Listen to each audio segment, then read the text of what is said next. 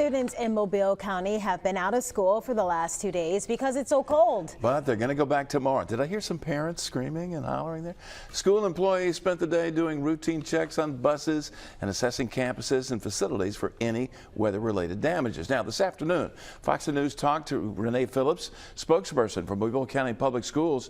She told us, based on the checks they made so far, schools looking good and all in working order. The superintendent, Cressel Threadgill, saying that one of the main reasons they had to cancel was because of problems with the buses that they could face when they have to operate in the cold. Superintendent Threadgill saying, and we quote, "Every day our district operates in excess of 500 buses to transport our students to and from school safely.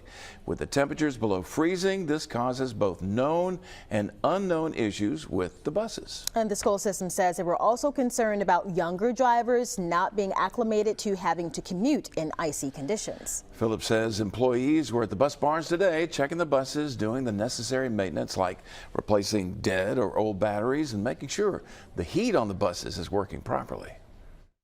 The decision about whether to remain open or to close during weather events is always the hardest decisions that we have to make in Mobile County Public Schools. But one thing that Mr. Threadgill stresses is safety. And that was one thing with the roads expected to ice over, that he didn't want people out on the roads. And then today it was safety again, because he wanted to make sure that all of our buildings were warm, that our buses were ready to go, and that children weren't standing out by the buses in the very cold weather. We've been in the buildings, we've checked on the buses just to make sure that, no pipes burst, that everything's in working order, because we want the children to return to warm schools tomorrow so they can have a full day of learning. Absolutely. Everything looks good? Yes, so far everything looks great.